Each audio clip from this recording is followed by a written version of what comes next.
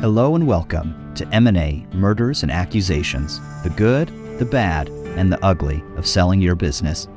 We dig into what you need to know and how not to kill the sale of your business. Now here's our host, Rick J. Krebs, Mergers and Acquisitions Advisor.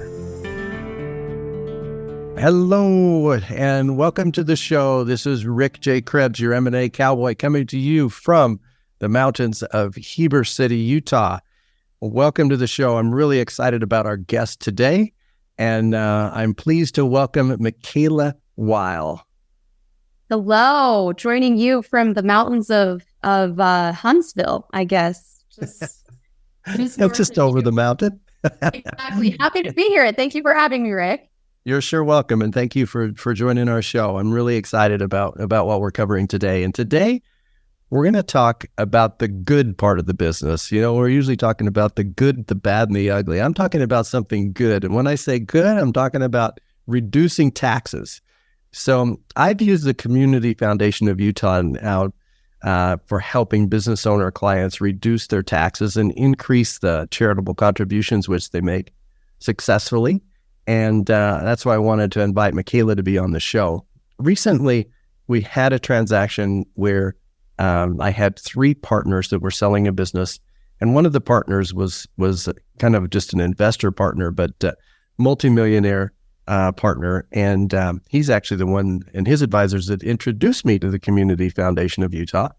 And as I saw it work with this transaction, once we introduced the notion of how you can be charitable in your giving and reduce your taxes, all of the partners were on board. Right, he's the one initiated it, and then all of the partners, the owner partners, were interested in it and wanted to do it. So, first of all, before we get into this, tell us a little bit about you, Micaela, and how you came to be doing these donor advisory. Let's see, donor advised fund is the correct term. No, I know they're technically interchangeable, but you're good. Donor advised funds, they're great, and I'll get into that in a second. But my background is actually tech sales, and so complete 180 to what I'm doing now in a certain sense. And you know, we moved to Utah in 2018, and I had a really cool opportunity to join the Community Foundation team and actually run their donor services kind of department and those donor advised funds. So all of the donors, within the foundation, and then those donor advised funds, which make up a huge piece of our assets under management. So it's been a really incredible, opportunity to grow it. And kind of part of the reason why I'm here and how we've grown it so significantly is through private stock donations that we're going to chat about. And I've done just about $500 million in private stock donations within the past 5 years. Wow. Did you say billion? $500 million. Yep. Yeah. That's a lot of money. We're at like 450 million. So it's been incredible. Like it's a wonderful way to, maximize your tax benefit. And I think it's, that goes to show it. Very cool. So tell us something about yourself that's cool that most people wouldn't know.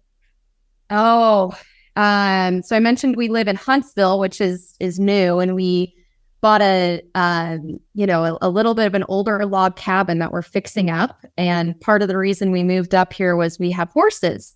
So we have a little, I have a 1-year-old who we have a little mini horse pony for her.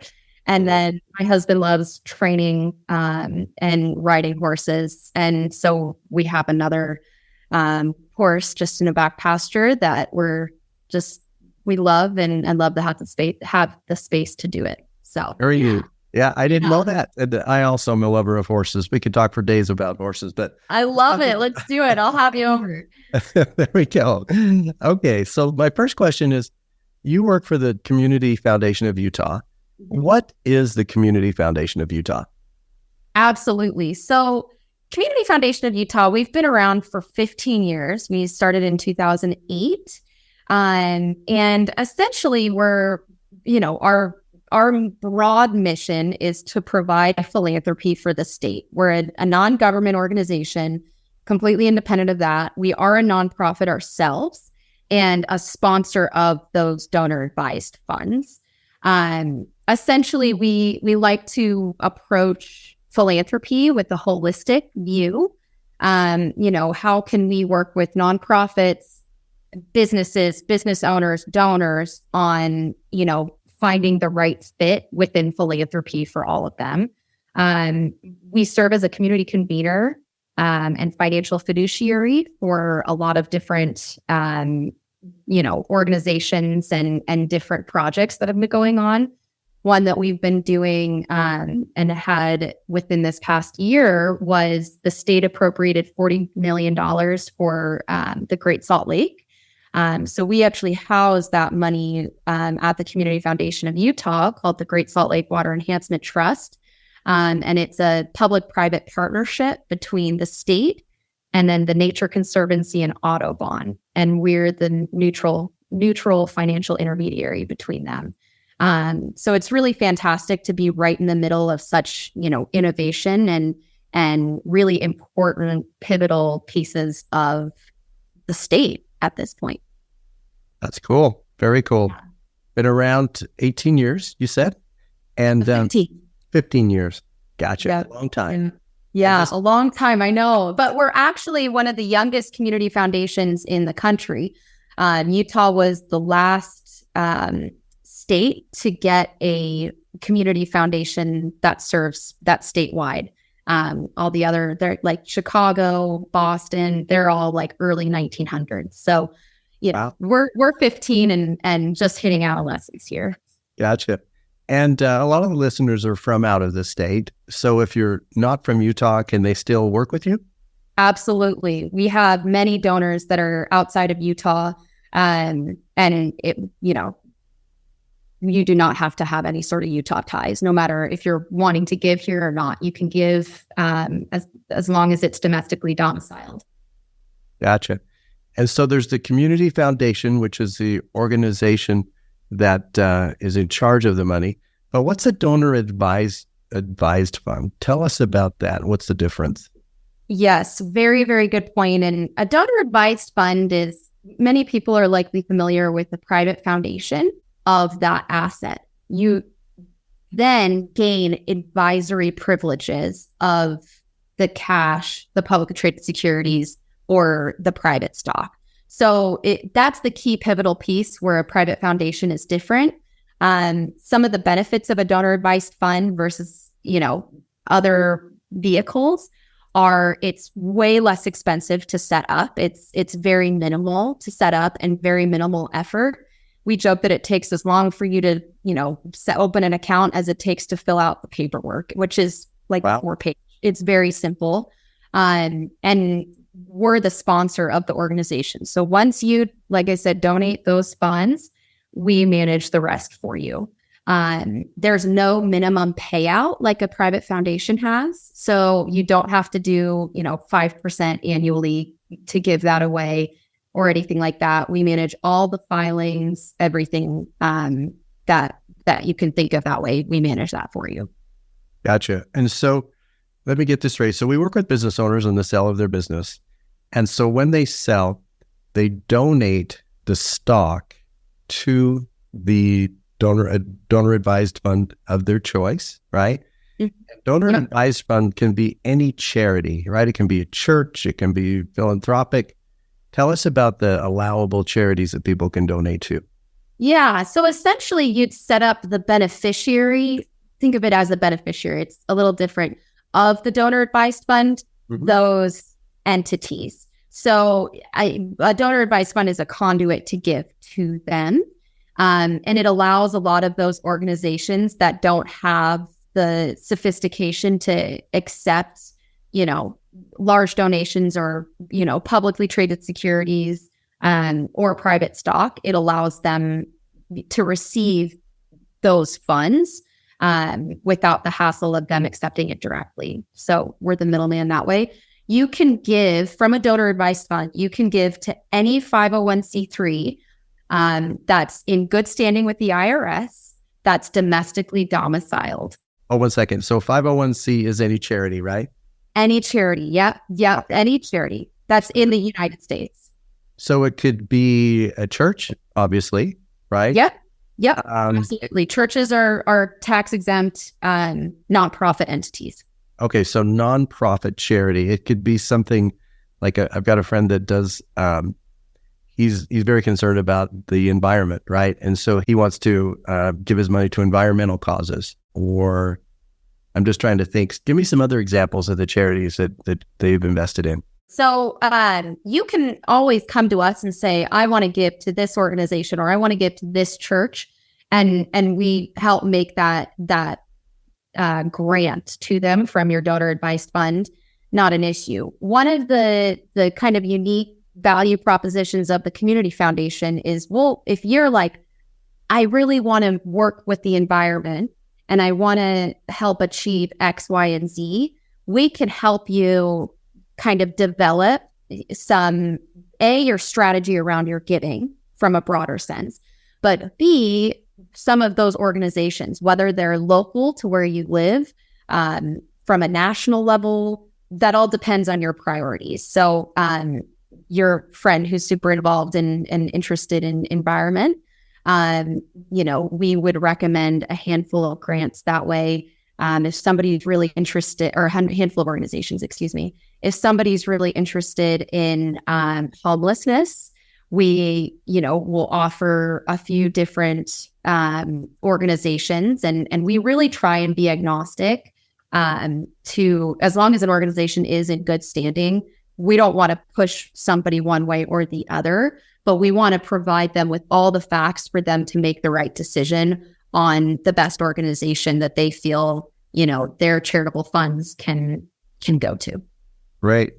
And right now in the movie theaters is the movie Sound of Freedom, and I'm guilty of the human trafficking. So could I invest in Operation Underground Railroad, for instance? Absolutely. Okay. Absolutely. We have many donors that have already done that, and it's a very easy way to do it. The only thing that you cannot do, which this doesn't have to do with Operation Underground Railroad, but as long as it's not any sort of lobbying or anything that wouldn't be considered like a true nonprofit entity. You also cannot receive any sort of excess benefit from the donation to an organization. So, for example, you support, an organization that has a golf tournament coming up. You unfortunately can't use the donor advised funds to pay for that. You could make a blank donation to them and from the donor advised fund, and then pay for the tournament separately. So that's also a key, difference, that there's no excess benefit. Yep. Got to be careful. The IRS. Yeah, exactly. But we help you, navigate all of that. Okay, great. So let's talk about the money. You know me, I've got to talk about the money and how it works. So just give me an example. Let's say that they're selling their business for $10 million. Yep. And how does it save them on their taxes? Walk me through, let's say they do 10%. So in the state of Utah, we have a lot of people that are members of the Church of Jesus Christ of Latter-day Saints, and they do something called tithing, where they give 10% of their earnings to the church, right? And so a lot of people do that. And let's say that they're selling for 10 million and they want to give 10% of that to the church. Walk through me dollar-wise how that would save them on their taxes. Because I understand you invest on pre-tax dollars, which even kind of doubles down on the taxes, which I love. So help me understand that. It's significant. It really is. So if you're going through a $10 million transaction and wanting to donate 10% of that, so we'd be looking at $1 million, Yes. $1 million donation there. So you technically would receive the tax. We would give you the tax benefit based on the 10% of the business, and then you'd attach a valuation to your tax return, which is how the IRS would ultimately claim you that deduction. The tax benefit within it as a whole is you will receive a 60%, usually 60% deduction on that 10% that you're giving. So of the 1 million, which is significant there. And oftentimes, if you were to compare it to a private foundation, it would be significantly less. So you're looking at 60% right there, 60% deduction. And then you will,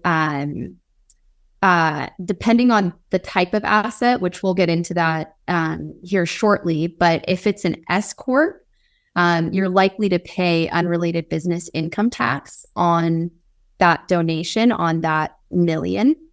Now, unrelated business income tax, I highly recommend you connect with your accountant on all of it, depending on what your tax burden would be. But looking at, if you have an S corp, you're going to pay roughly between 22 and 24% of that amount in tax. We have an entity, a trust entity, that allows you to do that between 10 and 12%. So yeah, it's a significant savings that way. And, again, ultimately look at long-term what your philanthropic goals are. And usually this comes out, well ahead of that. So Right. yeah, that's a huge piece. And then from there, we're able to pay any of the fees that are incurred from due diligencing, anything like that, out of the proceeds from the donor advised fund. Generally, it's important to note that this is done pre-sale, so before any sort of binding purchase agreement or anything like that is done. So you, at the LOI stage, that's when you do it. Mm-hmm. Yep. And it can be after an LOI is signed. That's fine. It just cannot be anything binding. Generally, LOIs aren't, but you never know. So as long as it's not binding that way, then you can go, start the process. And generally, we ask for about 2 to 3 weeks to due diligence the asset. And then once the official donation is actually made, which is an assignment of, that, for example, 10% goes from the donor to the Community Foundation of Utah, to the donor advised fund, essentially. And then we become a line item on your business's cap table. So we're paid out just as any other shareholder would be paid out at the time of a sale. Gotcha. Works for C Corps, S Corps, LLCs? C Corps, S Corps, LLCs. We've taken life insurance policies before, promissory notes. We're very flexible, and that's something that gives us kind of a competitive edge over a lot of other entities, is we're able to handle and accept complexity when it comes to these transactions. We do not mind doing pass-through gifts. So as Rick mentioned, with a lot of people that are hoping to give, to the Church of Jesus Christ of Latter-day Saints, and the church is not willing to accept a certain asset for whatever reason, oftentimes they'll come through us, and then we're a conduit to, we're a means to an end. And so, we don't have any issue with that way. And we've accepted all sorts of real estate. We do prefer the real estate to be held within an LLC. We like to joke that we're not going to be, mowing the lawn or anything kind of crazy like that. We've accepted a wedding chapel in Vegas before. That was pretty funny. Oh, hopefully Elvis came with that one. I know, right? It was before my time, but I hope it happens again because I want to officiate one. But yeah, so we're very flexible on kind of looking at any piece of it, and as long as it's legal, we're willing to consider it. Gotcha. And it's stock sale and asset sale, right? Both of those. Stock sale and asset sale. Yep, absolutely. All right.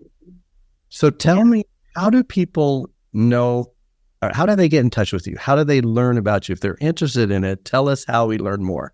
Absolutely. So you can head to our website at www.utahcf, as in communityfoundation.org.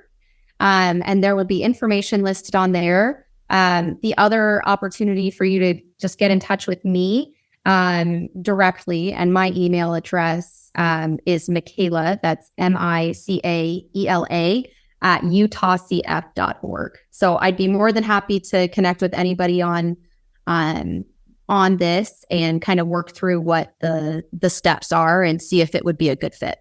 That sounds great. And I've worked with Micaela. They've been excellent, or not you specifically, but the Community Foundation of Utah. Worked with your team and recommend them to anyone that's looking to save money on their taxes and give some money to charities and good causes. So thank you for your time today, Micaela. Really appreciate it, and nice to reconnect with you. And I appreciate the listeners joining our show, M&A, Murders and Accusations. Today, it's the good. Not just the good, the bad, and the ugly. Today is the good of selling a business. And have a great day. Thank you. Thank you, Rick. Take care.